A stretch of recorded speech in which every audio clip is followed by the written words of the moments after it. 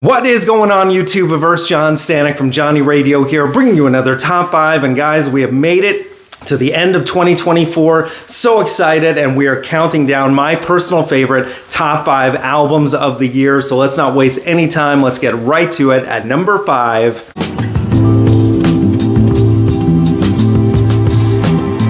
Small Changes by Michael Kiwanuka. Man, I was so psyched for this record as soon as I heard that he was again collaborating with Danger Mouse on production, and I've been a fan of Kiwanuka since his debut record. Love and Hate was a big favorite of mine, but now I think Small Changes might just be my favorite record of his. And it's one that it takes repeated listens to let it get under your skin, because a lot of these songs are slower in pace and just kind of lighter in general. But from a singer-songwriter perspective, Kiwanuka is just at the top of his game with songs like The Floating Parade and Rebel Soul, the title track. It's just really solid from start to finish. Highly, highly recommend. And that is just my number 5. So now at number 4...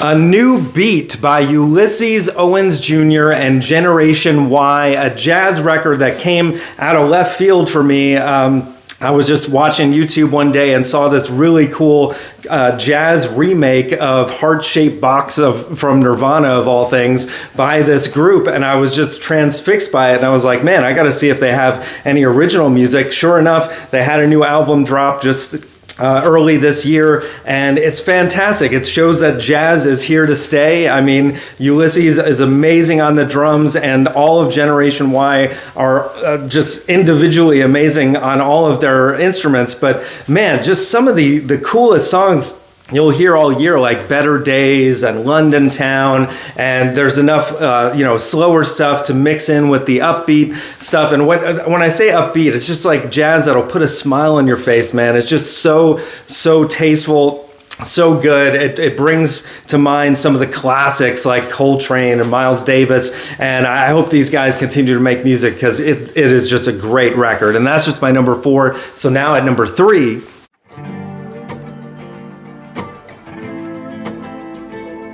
Leon by Leon Bridges. Yes, absolutely love this record. I've already done a review of it here on the channel if you want to check that out in more detail. But man, just from start to finish, there is not a weak track on here.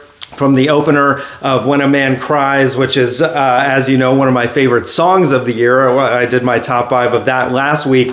But man, every single song from, That's What I Love to Laredo, Panther City. He gets so intimate and personal on this from a singer-songwriter standpoint. And then just musically, it runs the gamut all over the place, from like slow, smoky, sensual R&B to just old soul. And when I mean soul, I mean like you really feel heart and soul in this music. And it's a great listen, and one that I come back to frequently. And that's just my number 3. So now at number 2,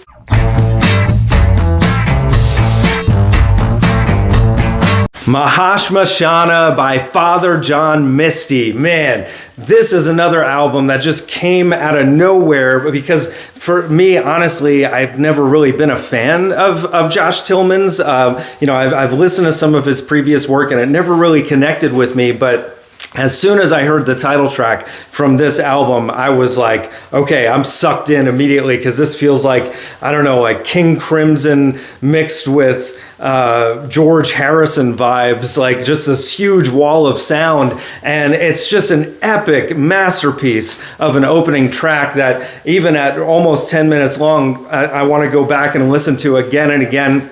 As I mentioned on my top 5 songs of the year last week, this is my favorite song of the year. But then the rest of the album is also rock solid. You got rockers like She Cleans Up, which is such a fun bluesy jam that I wasn't expecting from him. And it goes all over the place. Mental Health is another just amazing track that all these songs are like 6+ minutes, but they never overstay their welcome. Every single song is masterful. Like, this is seriously gonna make it into my top 100 albums of all time.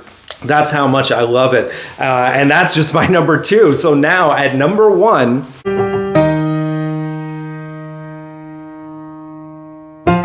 Beethoven Blues by Jon Batiste.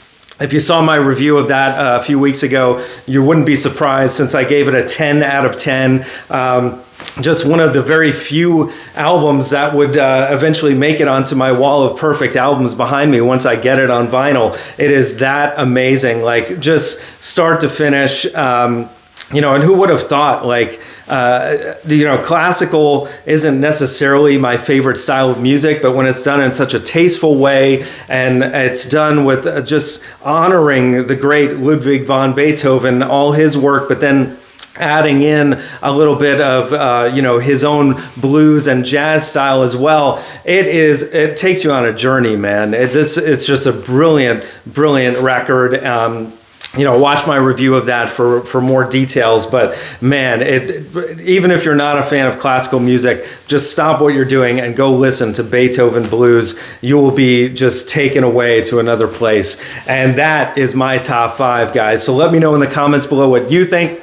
What would your top 5 be? And if you're so bold, leave me a top 10. I will be posting my top 10 albums of the year in shorts form later this week, so be on the lookout for that. And guys, you can also now be voting on the Johnny Radio Awards. So the nominees are being rolled out on the community page. Check that out. And the Johnny Radio Awards will be coming the week of Christmas. You'll see when in the near future, but guys, there's so much going on. Top 50s every month now, more top 5s, album reviews, so much more. Thank you for watching, and as always,